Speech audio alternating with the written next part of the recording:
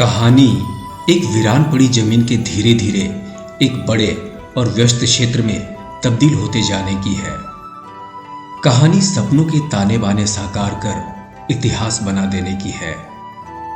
कहानी लोगों की दुनिया आधारभूत सुविधाओं से गुलजार कर रहनुमा बन जाने की है। जी हां, कहानियां भी ऐसे ही जन्म लेती हैं और इतिहास भी ऐसे ही गढ़े जाते हैं। नाम तो अंधेरी था, पर जब सपनों ने आकार लेना शुरू किया तो उम्मीदों के झरोखों से उजाला ही उजाला दिखने लगा था लोगों के मन मस्तिष्क में। बात 50 के दशक की है। तब के दिनों में सेंट्रल मुंबई का इलाका स्थानीय निवासियों के अलावा प्रवासियों की बहुतायत से आकार में सिकुड़ता जा रहा था। रहने की जगह कम पड़ती जा रही थी। तब राजस्थान के मूल निवासी और स्वतंत्रता सेनानी श्रीनिवास बगड़का जी ने मुंबई के कुछ अन्य इलाकों की तरफ नजर दौड़ाई, जहां उनके समाज के लोगों को बसाया जा सके। अपनी यह इच्छा उन्होंने तब के बड़े व्यवसायी सर घनश्याम दास पोद्दार जी और जमनालाल बजाज जी से साझा की। सर घनश्याम दास पोद्दार जी का एक बहुत ही बड़ा भूभाग अंधेरी के इलाके में था, लेकिन तब यह इलाका दूर दूर तक लंबे घने घास और बलुआही जमीन से पटा पड़ा था। पर श्रीनिवास बगड़का जी की दूरदर्शी सोच में इस स्थान को लेकर जो एक तस्वीर उभर रही थी उस वक्त, वो उनके अपने लोगों से भरे हर सुविधाओं से लैस एक सुंदर शहर का था। सपने की नींव पड़ चुकी थी, बस पहल करने की जरूरत थी उन सपनों को मूर्त रूप में गढ़ देने की। और श्रीनिवास बगड़का जी ने देर भी कहाँ की। सन 1946 में स्थापना हो गई एक हाउसिंग सोसाइटी की, अपने कुछ हम ख्याल लोगों के साथ और सहयोग से। नाम पड़ा उस सोसाइटी का Shri Rajasthan cooperative housing society. और तब सर घनश्याम दास पोद्दार जी ने इस सोसाइटी के नाम वो जमीन कर दी। इलाके का क्षेत्रफल था लगभग 3.4 स्क्वायर किलोमीटर। पर समस्या तो यह भी थी कि यहां बसाने के लिए लोगों को कैसे राजी किया जाए। 1948 तक भी इस इलाके के आसपास सिर्फ 5 सरकारी बैरकनुमा मकान बने हुए थे और बाकी पूरा इलाका खाली था। पर श्रीनिवास बगड़का जी के अपने सगे संबंधियों और अन्य मित्रों को समझाने पर कुछ लोगों का आना और प्लॉट लेकर बसना धीरे धीरे शुरू भी होता गया। बेशक रफ्तार बहुत धीमी थी, पर बगड़का जी की योजनाओं और उम्मीद की रफ्तार बेहद तेज। लोगों के यहाँ बसते जाने के क्रम में उनके मूलभूत सुविधाओं की कमी भी महसूस होने लगी। उसमें भी सबसे ज्यादा उनके बच्चों की शिक्षा के लिए स्कूल की। और तब नींव रखी गई श्री घनश्याम दास पोद्दार प्राइमरी विद्यालय की सन 1953 में। हालांकि उस वक्त सिर्फ चौथे क्लास तक की पढ़ाई की व्यवस्था थी इस विद्यालय में। सन 1955-56 तक यहाँ श्रीनिवास बगड़का जी अपना मकान श्रीनिवास भवन के अलावे टिबड़ेवाला भवन, मालपानी भवन, सामदानी भवन, रामेश्वर दास टिबड़ेवाला भवन, दामोदर भवन, पंडित इंद्र भवन और चौमाल भवन का निर्माण करा चुके थे। इसके अलावे इस नगर में प्लॉटिंग कराकर 95 लोगों को मालिकाना हक दे दिया गया था और सोसाइटी की अन्य 8 बिल्डिंगों का भूमि पूजन करवाकर तेजी से इस क्षेत्र के लोगों को बसते जाने का संदेश दे दिया गया था। सोसाइटी के बाशिंदों की अन्य मूलभूत सुविधाओं को मद्देनजर रखते हुए श्री बगड़का जी ने सोसाइटी के अंदर सड़कों का निर्माण, लाइटों की व्यवस्था कराकर रोजमर्रा की जरूरत के सामान की आपूर्ति के लिए छोटे छोटे दुकान भी खुलवा दिए। 1960 में श्री घनश्याम दास पोद्दार विद्यालय की एक नई बिल्डिंग बना दी गई। सोसाइटी में एक श्री लक्ष्मी नारायण मंदिर का निर्माण भी करा दिया गया था। लोगों की जरूरतों को ध्यान में रखकर एक पोस्ट ऑफिस भी खुलवा दिया गया था यहाँ पर। फिर एक प्लॉट अलॉट कर गोयनका भवन के नाम से एक अतिथि भवन का निर्माण शुरू करा दिया था श्रीनिवास बगड़का जी ने। सोसाइटी के बच्चों के खेलकूद के लिए एक पार्क का निर्माण भी कराया गया, पिरामल गार्डन के नाम से। सोसाइटी की तरफ से ही अंधेरी के चकाले में एक शमशान भूमि का निर्माण करवाया गया। मतलब सारी मूलभूत सुविधाओं से लैस एक ऐसी नगरी का निर्माण होने लगा था जहां बहुतायत में लोग बसने की सोचने लगे। लोगों के विचार विमर्श के बाद एक पब्लिक चैरिटेबल ट्रस्ट का गठन श्री राजस्थानी सेवा संघ के नाम से किया गया 10 जून 1960 को। फाउंडर ट्रस्टी बने श्री घनश्यामदास पोद्दार, श्री शिव कुमार भुवलका, श्री मदनलाल राजपुरिया, श्री श्रीनिवास बगरका, श्री बाल मुकुंद अग्रवाल और श्री प्रेमचंद केडिया जी। हालांकि इस क्षेत्र में धीरे धीरे लोगों का आकर बसना जारी रहा और शिक्षा के क्षेत्र में भी अनवरत काम जारी रहा संघ के द्वारा। तब 1965 में श्री घनश्यामदास पोद्दार प्राइमरी विद्यालय स्कूल को 10वीं तक किया गया। इसी दरमियान 1965 में श्रीनिवास बगड़का जी ब्रह्म में विलीन हो गए, पर तब तक वो संघ और सोसाइटी के लिए बहुत कुछ कर चुके थे। संघ द्वारा शिक्षा के काम को आगे बढ़ाने के क्रम में एक नई बिल्डिंग बनाई गई और स्कूल को उसमें शिफ्ट कर दिया गया और पुराने वाले बिल्डिंग में सन 1981 में श्री राजस्थानी सेवा संघ के द्वारा श्रीनिवास बगड़का जूनियर कॉलेज की स्थापना हुई आर्ट्स और कॉमर्स संकाय में। और फिर श्री घनश्यामदास पोद्दार विद्यालय की बिल्डिंग के अंदर ही 1983 में श्री राजस्थानी सेवा संघ इंग्लिश स्कूल की शुरुआत हुई। उसी क्रम में स्थानीय तात्कालिक जरूरतों के मद्देनजर पहले वाली बिल्डिंग में ही 1986 में श्री राजस्थानी सेवा संघ college of arts and commerce के नाम से एक उच्च शिक्षा के लिए डिग्री कॉलेज की स्थापना हुई। हालांकि बाद के दिनों में उस छोटे बिल्डिंग के बगल में एक और बिल्डिंग बनाई गई और डिग्री कॉलेज को उसमें शिफ्ट कर दिया गया। तब श्री राजस्थानी सेवा संघ के सारे शिक्षण संस्थानों में छात्रों की संख्या करीबन 3000 थी। उन दिनों शिक्षण क्षेत्र के अलावे सामाजिक और कुछ धार्मिक कार्य भी होते रहे श्री राजस्थानी सेवा संघ के द्वारा। कहते हैं ना, अक्सर जीवन में ठहराव के बाद किसी मोड़ पर अचानक ही जब किसी घटना के कारण गति मिल जाती है ना, तो शायद उसे ही टर्निंग पॉइंट कहते हैं। श्री राजस्थानी सेवा संघ के साथ भी कुछ ऐसा ही हुआ सन 1998 में। किसी मुद्दे पर संघ की कमेटी के सदस्यों के बीच उभरे मतभेद पर कोई रास्ता ना निकल पाने की सूरत में कमेटी के 5 सदस्यों ने इस्तीफा दे दिया। सन 1988 से संघ से जुड़े डॉक्टर विनोद टिबड़ेवाला, जिनकी ठाणे में एक फैक्ट्री चलती थी, उन्होंने कमेटी के सदस्यों के बीच उभरे मुद्दे को सुलझाने के क्रम में सभी को भरपूर समझाने की कोशिश की, पर बात नहीं बन पाई। कुछ सदस्यों ने तब कहा कि अध्यक्ष तुम ही क्यों नहीं बन जाते? पूरी जिंदगी क्या हमने ही संभाल लेने का ठेका ले रखा है? संभाल लो इस संघ को तुम ही।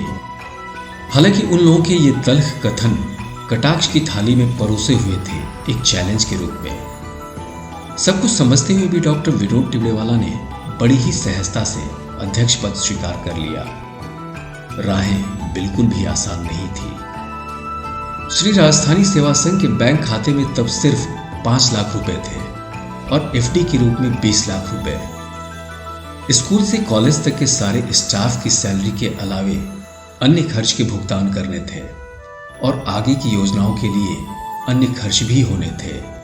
सचमुच राहें आसान नहीं थी, पर अपने सहयोगियों के दिए मनोबल, मां और पिता की दी हुई व्यवहारिक और सामाजिक शिक्षा के बलबूते संघ की गतिविधियों के नाजुक दौर से गुजर रही परिस्थितियों को आने वाले दिनों में एक अवसर में तब्दील कर देने की इच्छा शक्ति के आवेग ने डॉक्टर विनोद टिबड़ेवाला को सहसा ही वो कदम उठाने पर मजबूर कर दिया जिनके बाद के हर कदम इतिहास लिखने वाले थे। और सचमुच कालांतर में हुआ भी ऐसा ही। लगा जैसे श्री राजस्थानी सेवा संघ का हर एक सामाजिक कार्य हर दफा पहले से कुछ ज्यादा ही बड़ा मील का पत्थर बन गया हो और इसकी बुनियाद में गहरे से समाई थी एक ईमानदार मंशा, सुनियोजित योजनाएं, पारदर्शी कार्य प्रणाली और हम ख्यालों की मजबूती से थामे हुए हाथ, जो डॉक्टर विनोद टिबड़ेवाला के संग हमेशा ही रहे। अध्यक्ष का पदभार ग्रहण करने के बाद तब विनोद जी ने अपना व्यवसाय अपने पुत्र श्री विशाल टिबड़ेवाला के हवाले कर दिया और सामाजिक कार्यों में अपना पूरा जीवन समर्पित करने का निश्चय लिया और अपनी नई दुनिया को संपूर्णता में जीने को निकल पड़े, जिसे परमार्थ कहते हैं। जब ट्रस्ट की कमेटी में झगड़ा हो गया और उन लोगों ने मुझे प्रेसिडेंट बनाने का फैसला कर लिया, तो मैंने मन ही मन सोचा कि अब मैं मेरा बिजनेस मेरे लड़के को दे सकता हूँ। वह भी इंजीनियर है, सारा काम समझ चुका है, तो क्यों न मैं अब अपना जीवन सामाजिक कार्यों में लगाऊं, जिसके लिए मैंने बहुत सारे सपने संजोए हुए हैं। बचपन से मेरी माताजी ने सिखाया था कि कुत्ता भी अपनी जगह साफ कर कर बैठता है, इंसान को तो दूसरों का दुख दर्द दूर करना चाहिए। मेरे व्यावसायिक जीवन में मैं रोटरी क्लब और कई ऐसी संस्थाओं के द्वारा ये कार्य करता था, लेकिन मुझे लगा कि अब एक ट्रस्ट के द्वारा काम करने का मौका मिलने पर मैं कुछ ज़्यादा काम कर पाऊंगा और समाज को कुछ ज़्यादा दे पाऊंगा। इसी उद्देश्य से मैंने ट्रस्ट का पदभार संभाल लिया और मेरे जो सामाजिक कार्य पूरे करने के सपने थे उन सबको पूरा करने में मैं तन मन धन से जुड़ गया। कमेटी का गठन 5 अन्य लोगों के साथ हुआ। ये सदस्य थे vice president Shri Anil Kedia, secretary Shri Sumatilal Gandhi, Shri Banwarilal Makaria, Shri Rajendra Gadia और श्री महेश चौमाल।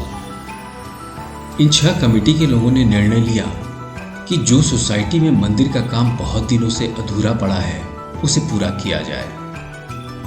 अन्य लोगों की सहमति से 20 लाख रुपए की एफडी को भुनवा लिया गया। इस धार्मिक कार्य के लिए लोगों से भी धन संग्रह किया गया और कमेटी की अगले 3 महीने बाद होने वाली मीटिंग से पहले ही आश्चर्यजनक रूप से मंदिर का पुनर्निर्माण कार्य पूरा कर लिया गया।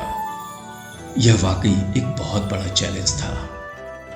दरअसल डॉक्टर विनोद टिबड़ेवाला जी को कंस्ट्रक्शन की बारीकियों का ज्ञान था और उनके इस नॉलेज को अच्छी प्लानिंग में तब्दील कर दिया गया। निराले रूप में मंदिर की नई डिजाइन बनाई गई जो पहले से बिल्कुल ही भिन्न था। उसमें 4 नए मंड बनवाए गए। रानी सती जी का मंड, मां दुर्गा का मंड, श्री श्याम बाबा जी का मंड और संतोषी माता का मंड। पितरों का आला भी बनाया गया। मंदिर के प्रांगण में 40 फुट बाई 40 फुट का एक कुआं था, जिसके ऊपर लोहे की स्लैब डालकर कास्टिंग करके मंदिर के आंगन को ऊंचा करना था। काम वाकई मुश्किल था, पर विनोद जी की अचूक योजना और कार्यशैली तथा कारीगरों की मेहनत से इसे 1 महीने में ही पूरा कर लिया गया। बाहर के परपोटे की दीवार का नक्शा स्थानीय कलाकार श्री अक्कू झा के द्वारा सुंदर रूप से गढ़ा गया। मंदिर के पूरे प्रांगण में लगे मार्बल से इसकी खूबसूरती और भी निखर गई। जितना गरिमामयी मंदिर बना, इसकी प्राण प्रतिष्ठा भी उतने ही भव्य तरीके से हुई। यह प्राण प्रतिष्ठा का कार्यक्रम संन्यास आश्रम के महामंडलेश्वर श्री विश्वेश्वरानंद गिरी महाराज के हाथों संपन्न हुआ। जेबी नगर में इस कार्यक्रम के दौरान हाथी, घोड़ा, ऊंट और रथ के साथ बड़ी संख्या में लोगों का जुलूस उत्साह से लबरेज एक नई गाथा लिख रहा था। बेहद सफल आयोजन और लोगों के लिए आश्चर्य और हर्ष की बात यह भी थी कि मंदिर पुनर्निर्माण का यह काम विनोद जी और उनकी टीम ने महज 3 महीने में ही पूर्ण कर लिया था, कमेटी की अगली मीटिंग से पहले ही। तब विनोद जी की अध्यक्षता में बनी इस कमेटी पर लोगों का जबरदस्त तरीके से भरोसा बढ़ा। टाइम्स ऑफ इंडिया ग्रुप में लंबे काल तक रहे और माधुरी पत्रिका के संपादक श्री विनोद तिवारी ने उस वक्त की परिस्थितियों को बड़ी संजीदगी से बयां किया। श्री राजस्थानी सेवा संघ को विनोद टिबड़ेवाला जी का मिल जाना एक दैवीय घटना मानी जानी चाहिए। उनके मन में ये बात चलने लगी कि ठीक है, मैंने पढ़ा लिखा, उद्योग बनाए, सक्सेसफुल हुआ, पैसा कमाया, नाम कमाया, तो क्या जीवन सिर्फ इतने के लिए है? यही जीवन का उद्देश्य होना चाहिए। ये चीज उनके मन में कहीं खल रही थी और उसी दौरान उनको ये वाला जो चैलेंज मिला कि अच्छा, अगर आप कुछ कर सकते हैं संघ में तो कर दिखाइए। तो उन्होंने उसको स्वीकार किया और यहां आकर के जब उन्होंने चीजों को संभालना, समझना शुरू किया, तब उन्हें लगा कि जीवन का मेरा उद्देश्य ही यह था। उसके बाद से विनोद जी ने यहाँ बैठना निरंतर शुरू किया और कभी कभी तो हम लोगों ने खुद ये बात देखी है कि 16-16 घंटे यहाँ बैठ करके काम करते थे। और ये सब जने जानते हैं कि इसका कोई पैसा तो वो लेते नहीं। तो जो काम उद्योगपति के तौर पर वो कर रहे थे, उसका जो उनको पैसा मिलता होगा, लाखों रुपए में कमाते होंगे, वो सब छोड़ के एक तरह से साधु हो गए। इसके तुरंत बाद नई कमेटी मेंबर्स का गठन हुआ।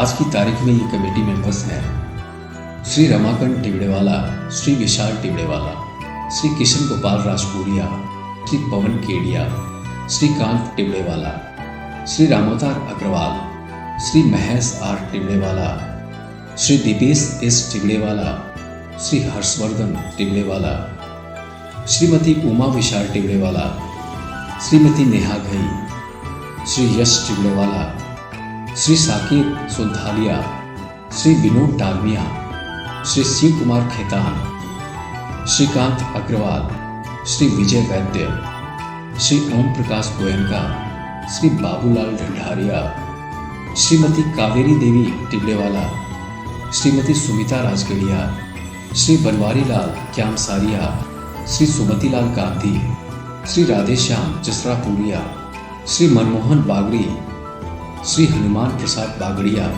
श्री अनिल प्रेमचंद केडिया, श्री अशोक टिबड़ेवाला, श्री दीनानाथ केडिया, डॉक्टर करुणा केडिया, डॉक्टर दीनदयाल मुरारका, श्रीमती लेखा अग्रवाल और श्रीमती अंजू एस गांधी। लेकिन तात्कालिक रूप से निहायत जरूरी जो पहलू था वह था हर सामाजिक और शैक्षणिक कार्य के लिए पैसों का इंतजाम करना। तब डॉक्टर विनोद टिबड़ेवाला स्वयं और उनकी टीम के लोगों ने रुख किया वैसे सामर्थ्यवान पर सामाजिक कार्यों में रुचि रखने वाले लोगों की ओर जिनसे अपेक्षा थी। आगे के दिनों में कुछ नए लाइफ ट्रस्टी और 5 साल के लिए रोटेटिंग ट्रस्टी और नए लाइफ मेंबर को जोड़ा गया। लाइफ टाइम ट्रस्टी के लिए 1 करोड़ रुपए सहयोग राशि, 5 वर्ष के ट्रस्टी के लिए 51 लाख रुपए सहयोग राशि और मेंबर के लिए 5,000 रुपए की सहयोग राशि रखी गई लाइफ मेंबर के तौर पे। और कुछ लोगों का आर्थिक रूप से भरपूर सहयोग भी मिला।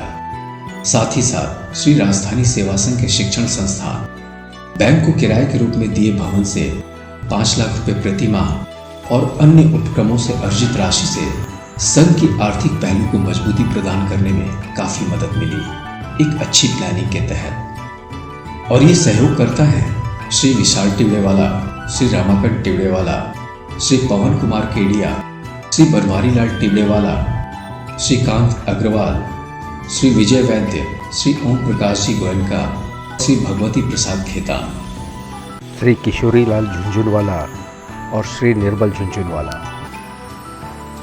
और फिर श्री राजधानी सेवा संघ के लोगों ने तय किया कि जिन लोगों ने आर्थिक सहायता दी है उनके नाम पर संस्थानों के नाम रखे जाए। और इसी निर्णय के मद्देनजर अंग्रेजी स्कूल का नाम हुआ Shri Gaurishankar Kedia English school. Degree college का नाम पड़ा Shrimati Parmeshwari Devi Durgadatt Tibrewala college of arts and commerce.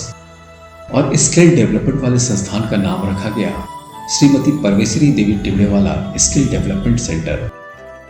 और उसी क्रम में इस पूरे शिक्षण संकुल का नामकरण हुआ श्री दुर्गादत्त झाबरमल टिबड़ेवाला एजुकेशनल कॉम्प्लेक्स। और इसके साथ ही कमेटी मेंबर्स की संख्या हो गई 2121। इसके संग ही अपनी टीम के साथ डॉक्टर विनोद टिबड़ेवाला का मंथन शुरू हुआ कि शिक्षा के हर स्वरूप का फायदा आम जनों तक कैसे सुगमता से पहुंचाया जाए। यहां बस चुकी आबादी के लिए बहुत कुछ करना था अभी। और फिर एक व्यवस्थित समाज के निर्माण की प्रक्रिया में लंबी, सजग, प्रगतिशील सामाजिक सरोकारों से परिपूर्ण पर अंतहीन यात्रा की शुरुआत हुई, सारी योजनाओं को जमी पर सफलतम रूप में उतारने की। बेशक कृष्ण की तरह सारथी बने डॉक्टर विनोद टिबड़ेवाला, पर उनकी इस यात्रा में उस रथ पर सवार जुझारू, चिंतनशील, जोशीले और कर्मठ योद्धाओं की जो फौज सवार की गई थी ना, उन्होंने किसी भी मुकाम पर डॉक्टर विनोद टिबड़ेवाला को कभी हारने भी कहाँ दिया। नए नए इतिहास रचे जाने लगे, शिक्षा के क्षेत्र में, परमार्थ के क्षेत्र में।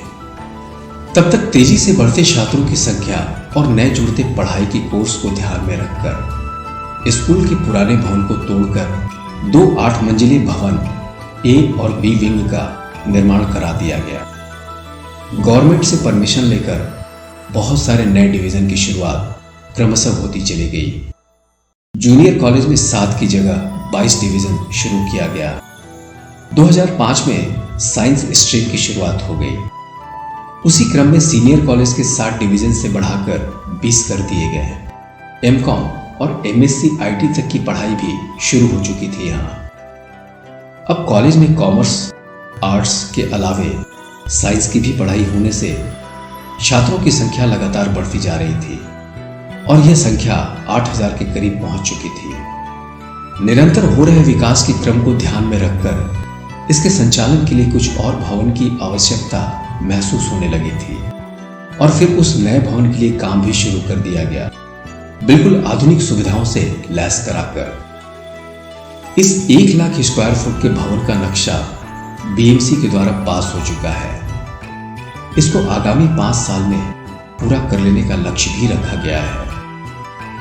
इसके पूरा हो जाने पर तकरीबन 14,000 बच्चे यहां शिक्षा ग्रहण कर सकेंगे, ऐसी उम्मीद की जा रही है। पढ़ाई के स्टैंडर्ड को मेंटेन करने की वजह से यहां छात्रों की संख्या लगातार बढ़ती गई। एक और बात महत्वपूर्ण थी, शिक्षा के क्षेत्र में भी जिस मकसद को लेकर श्री राजस्थानी सेवा संघ चला था, उस नजरिए के तहत यहाँ पढ़ाई पर सबका हक समान, इस मूल मंत्र के साथ श्री राजस्थानी सेवा संघ ने अपनी यात्रा को अब तक अनवरत जारी रखा है। डॉक्टर विनोद टिवड़ेवाला का मानना है कि समाज को शिक्षित कर ही हम उन्नत राष्ट्र का निर्माण कर सकते हैं और इसी विचारधारा के तहत स्कूल में गरीब बच्चों की फीस माफी का प्रावधान है। उस वक्त महाराष्ट्र में हिंदी भाषा में पत्रकारिता की पढ़ाई की शुरुआत नहीं हो पाई थी, पर तात्कालिक समय पत्रकारिता में अच्छे भविष्य की ओर इशारा करने लगे थे युवा वर्ग के लिए। तब संघ ने श्री राजस्थानी सेवा संघ schools academy of audio visuals arts and journalism की शुरुआत की। उस समय के जाने माने टाइम्स ऑफ इंडिया ग्रुप के रिटायर्ड एडिटर श्री विनोद तिवारी जी के दिशा निर्देश में और छात्रों की बड़ी संख्या और बाद में उनकी 100% प्लेसमेंट ने यह साबित भी किया कि सही वक्त पर लिया हुआ डॉक्टर विनोद टिवड़ेवाला का निर्णय कितना दूरदर्शी भरा कदम था। आम जन और छात्रों के रोजगार मिलने की राह और भी आसान हो सके, उसके लिए श्री राजस्थानी सेवा संघ ने सन 2014 में श्री राजस्थानी सेवा संघ स्किल्ड डेवलपमेंट सेंटर की शुरुआत की, विभिन्न कोर्स के साथ। इस कार्यक्रम में वर्तमान उद्योगों के साथ साथ एमएसएमई, केवीआईसी, पीएमकेवीवाई, एमएसएसडीएस आदि संस्थाओं की सहायता संग सुगमता से नौकरी मिलने वाली विषयों पर पढ़ाई कराई जाती है और ग्रेजुएशन की डिग्री के साथ साथ उन छात्रों को स्किल डेवलपमेंट की भी डिग्री प्रदान की जाती है और यह बात इसे अन्य शिक्षण संस्थानों से अलग करता है। और यही कारण भी है कि आज लगभग 900 लोगों को अलग अलग कोर्स की ट्रेनिंग दी जा रही है। आज तक हर प्रभाग में कुल मिलाकर लगभग 7000 छात्रों को प्रशिक्षित किया जा चुका है। यहाँ बिल्कुल छोटे बच्चे के लिए और स्टाफ के बच्चों के लिए किड्स एरिया, डे केयर और प्ले स्कूल चलाया जाता है, जिसमें बच्चों का खेल खेल में बौद्धिक विकास संभव हो सके। उस तर्ज पर इस प्ले स्कूल को विकसित किया गया है।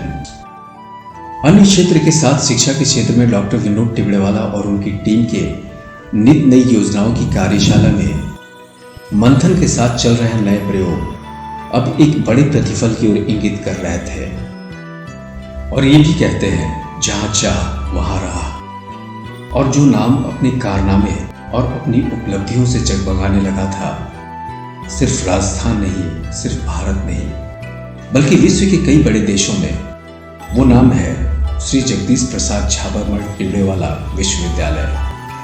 झुंझुनू जिले के चुड़ैला गांव में 30 एकड़ भूमि पर अवस्थित सारी अत्याधुनिक सुविधाओं से लैस एक विशाल विश्वविद्यालय। कालांतर में कितने ही अवार्ड से नवाजा गया श्री जेजेटी विश्वविद्यालय को इसकी शिक्षा की कार्यशैली और उपलब्धियों की वजह से।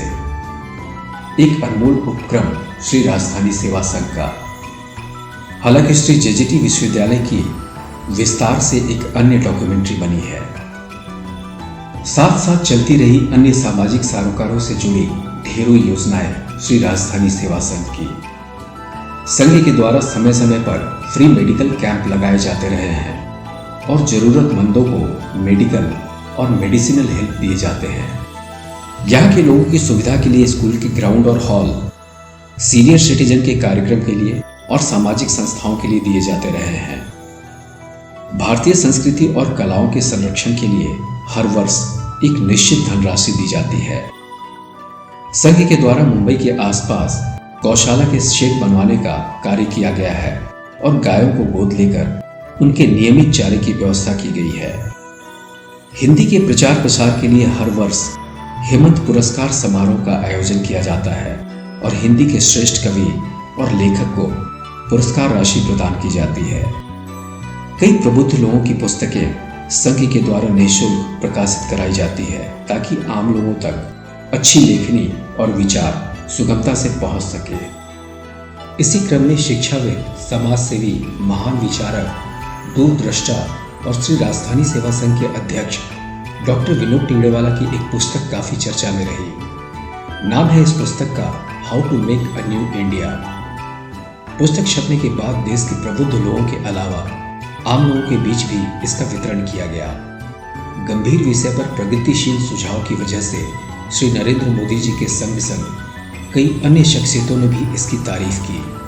2014 में प्रधानमंत्री बनने के बाद पुस्तक में लिखे डॉक्टर विनोद टिबड़ेवाला के कुछ महत्वपूर्ण सुझावों जैसे डिमोनेटाइजेशन के कुछ बिंदु, स्वच्छ भारत के कुछ कार्यक्रम, ग्रामीण क्षेत्रों तक सरकारी योजनाओं की सीधी पहुंच के रास्ते जैसे सुझावों को अमल में लाकर उन्होंने इस पुस्तक की सार्थकता को भी प्रमाणित किया। डॉक्टर विनोद टिबड़ेवाला अन्य महत्वपूर्ण सुझावों संग इस पुस्तक के दूसरे भाग को भी लिखकर प्रकाशित करवा चुके हैं। इसके अलावा विनोद जी ने दूसरे सामाजिक संगठन जैसे fabricator association (SSI), chamber of small scale industries association, Thane small scale industries association, rotary club और भारत विकास परिषद जैसी संस्थाओं संग समाज के विकास हेतु अनेकों काम किए और अपने ऐसे ही ढेरों अनुभवों के बलबूते वो श्री राजस्थानी सेवा संघ की विकास यात्रा जारी रखे हुए हैं। श्री राजस्थानी सेवा संघ के शिक्षा के स्वरूप को और विस्तार देने के क्रम में आगामी 5 वर्षों में लागू करने वाली योजनाओं को चेयरपर्सन डॉक्टर विनोद टिबड़ेवाला ने विस्तार से साझा किया। आने वाले 5 सालों में राजस्थानी सेवा संघ अपने बम्बई के अंदर शिक्षण संस्थानों में नए शिक्षण संस्थान शुरू करेगा। यहाँ पर एक ICS/IB की तहत एक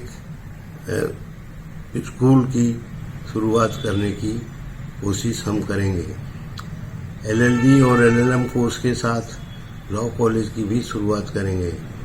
यहाँ चल रहे मीडिया कोर्सेज में नए सब्जेक्ट को शामिल करना जैसे acting classes, dubbing classes, voice over और फिल्म प्रोडक्शन की हर बारीकियों की जानकारी संघ कोर्सेज शुरू करेंगे। स्किल डेवलपमेंट के तत्कालिक प्रचलित तमाम कोर्सेज को शुरू करने की योजना भी इसमें है। बुजुर्गों और असहाय लोगों की हर संभव सहायता की जाती रही है संघ के द्वारा। खेलकूद को बढ़ावा देने और उसके प्रचार प्रसार के मकसद से विभिन्न खेल प्रतियोगिताओं का आयोजन किया जाता है और उसका प्रतिफल ये हुआ कि यहाँ के कितने ही बच्चे जूडो में राष्ट्रीय स्तर पर अपनी धाक जमा चुके हैं। श्री राजस्थानी सेवा संघ के स्कूल और कॉलेज का हर वर्ष 7 दिवसीय एनुअल डे का भव्य कार्यक्रम आयोजित किया जाता है, जिसमें समाज के प्रबुद्ध और प्रतिष्ठित वर्ग के लोगों को आमंत्रित किया जाता है और उन्हें संघ के द्वारा समाज रत्न की उपाधि से नवाजा जाता है। मेरी ज़मीं महबूब मेरी नस नस में तेरा इश्क बहे, फीका न पड़े कभी रंग तेरा जिस्मों से निकल के खून कहे।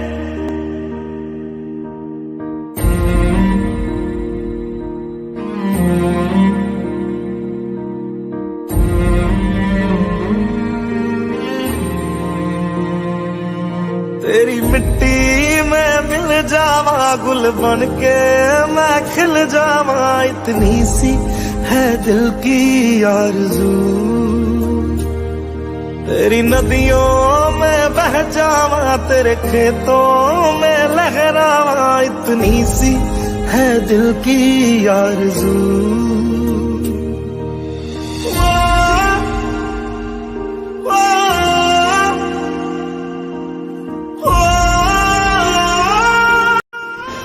हिंदुस्तान अब चुप नहीं बैठेगा, ये नया हिंदुस्तान है। ये इंसान में घुसेगा भी, अब मारेगा। इंडियन आर्मी ने जंग शुरू करने की बात वी विल गाली हेल में जाएगी।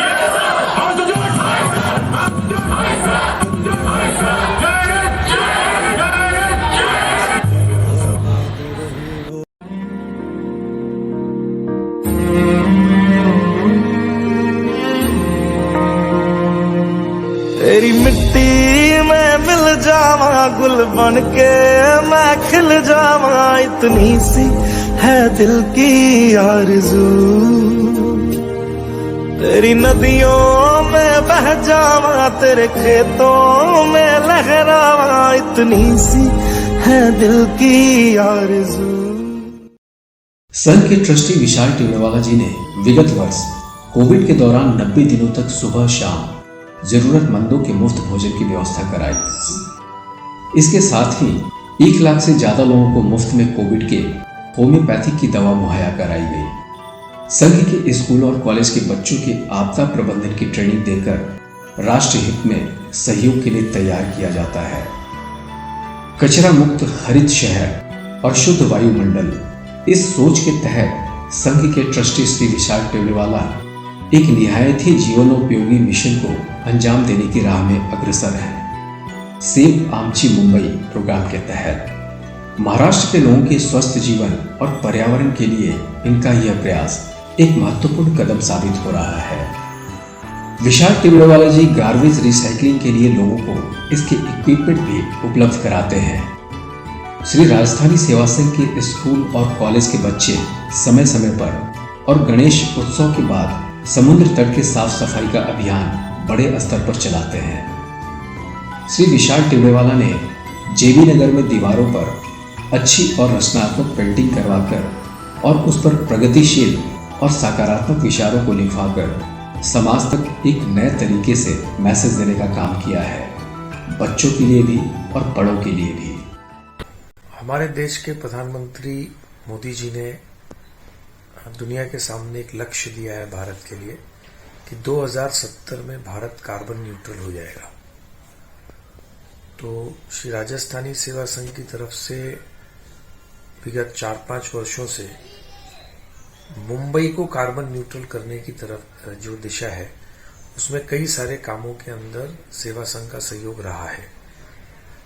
जैसे माई ग्रीन सोसाइटी नाम के एनजीओ के साथ मिलके हमने जो जेबी नगर के अंदर वॉल्स के ऊपर पर्यावरण रिलेटेड पेंटिंग्स करानी हो, या जो हमारे सफाई कर्मचारी हैं मुंबई के, उनके लिए ई श्रम कार्ड बनवा के देना हो, या जेबी नगर के अंदर जो पेड़ों की जो झावलीज गिर जाती है, नारियल, खासकर नारियल के पेड़ों की, उनको कॉलेज के अंदर मंगवा के श्रेडिंग करके उनका खाद बनाने का काम हो। टम्बलर्स जो हमने मंदिरों में टम्बलर दिए थे माई ग्रीन सोसाइटी ने, उसकी असेंबली का भी सारा काम ट्रस्ट के अंदर, ट्रस्ट की बिल्डिंग में ही हुआ था। फिर ई वेस्ट कलेक्शन ड्राइव का सेंटर ट्रस्ट की बिल्डिंग है। फिर जो हमने ड्राइव ली यूजफुल, यूजलेस टू यूजफुल, इस ड्राइव के अंदर भी पूरे मुंबई से जो जितने भी कपड़े और बुक्स जमा हुए थे, वो सब भी संघ के ट्रस्ट के कॉलेज में ही जमा होते हैं और वहीं से आगे डिस्ट्रीब्यूट होते हैं। तो इस तरह से जो भी पर्यावरण से रिलेटेड एक्टिविटीज हैं, उसके अंदर राजस्थानी सेवा संघ के जितने भी रिसोर्सेज हैं, उसका काफी अच्छे से उपयोग होता है। तो अगर मुंबई के अंदर जितने भी इस तरह के स्कूल्स और कॉलेजेस हैं, हमारा ऐसा सोचना है कि भाई सैटरडे संडे स्कूल्स कॉलेजेस बंद रहते हैं, अगर जैसे सेवा संघ अपनी जगह, अपनी school premises, college premises Saturday Sunday देता है इस पर्यावरण के काम के लिए, अगर हर स्कूल और कॉलेज दे तो जो 2070 तक कार्बन न्यूट्रलिटी का लक्ष्य है, जो कार्बन न्यूट्रल भारत को बनना है, उसके अंदर कहीं ना कहीं ये काम, इस काम को थोड़ी दिशा मिलेगी और गति भी मिलेगी। श्री अशोक टिबड़ेवाला जी, जो शुरुआती दिनों से ही श्री राजस्थानी सेवा संघ से जुड़े हैं, इन्होंने समाज के अन्य तबकों के अलावे मारवाड़ी समाज के कुछ लोगों की कुछ अहम समस्या की तरफ ध्यान दिया। मारवाड़ी समाज से बात कर उन्होंने शादी के योग्य लड़के और लड़कियों का डेटा कलेक्ट कर एक मैट्रिमोनियल बनाया। अब उससे मारवाड़ी समाज के अभिभावकों को सहूलियत यह हो गई कि उन्हें लंबी भागदौड़ से छुटकारा मिलने लगा, समय की बचत और पारिवारिक तालमेल वाले रिश्ते मिलने लगे। और आज के समय में मैट्रिमोनियल की वजह से एवरेज करीबन 80 से 100 शादियों का संयोग हर महीने बैठ पाता है। आज इस मैट्रिमोनियल पर 30,000 लोगों का डेटाबेस मौजूद है। समाज में सबसे बड़ी समस्या ये थी कि लोग संबंध नहीं बताते थे, कि डर के हम संबंध बताते हैं, कोई गलत संबंध निकल जाता है, इससे लोगों को बहुत तकलीफ होती थी। हमने एक सिर्फ बाय डेटा एक्सचेंज का हमने काम चालू किया है और यही बोलते हैं कि इनके बच्चे हैं जो मैरिज लायक बच्चे हैं और उनको आप डायरेक्ट कांटेक्ट करिए और आप अपना डायरेक्ट बनाइए। हमारा उद्देश्य यही था कि कोई भी हिंदुस्तान का बच्चा, अग्रवाल का बच्चा कवारा नहीं घूमना चाहिए। इस उद्देश्य से हम काम करते हैं। संघ के ट्रस्टी श्री रामोतार जी की पत्नी श्रीमती लेखा रामोतार जी ने मारवाड़ी समाज के शादी के रीति रिवाज पर विस्तार से पुस्तक लिखी है, जिसे श्री राजस्थानी सेवा संघ के द्वारा छपवाकर निःशुल्क वितरण किया जाता है। इसके साथ साथ ही नए नए रूप में मंदिर का निर्माण कार्य भी चलता रहा। इसी क्रम में हिंदुस्तान के सभी पूजित देवी देवताओं के मंड बनवाए गए।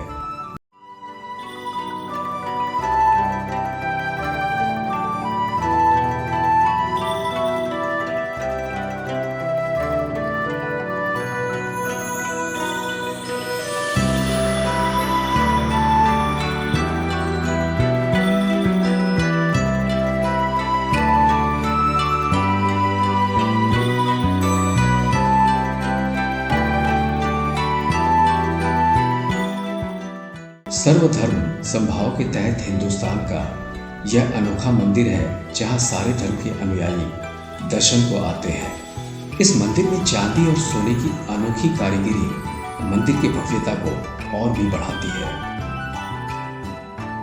यहाँ दीवारों पर 3D गोल्ड पेंटिंग के जरिए तस्वीरों को जिस तरीके से सजाया गया है, वाकई वो दर्शनीय है। मंदिर परिसर में ही 3500 स्क्वायर फीट का 3 विशाल सत्संग भवन बनवाया गया है। श्री राजस्थानी सेवा संघ द्वारा इस नगर में सारी सड़कों को सीमेंटेड कर स्ट्रीट लाइट का समुचित प्रबंध और पर्यावरण के लिए प्लांटेशन का भरपूर ख्याल रखना श्री जेबी नगर को मुंबई की एक आदर्श कॉलोनी में शुमार करता है।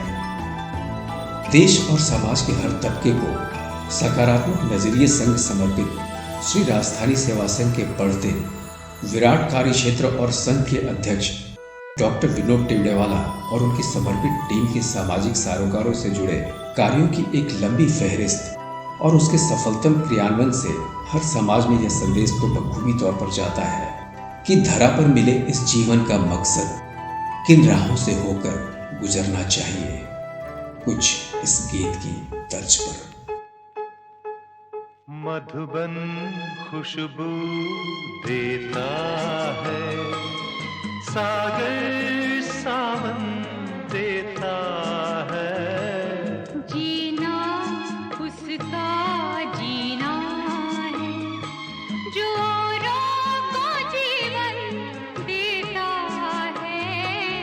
मधुबन खुशबू देता है। सूरज ना बन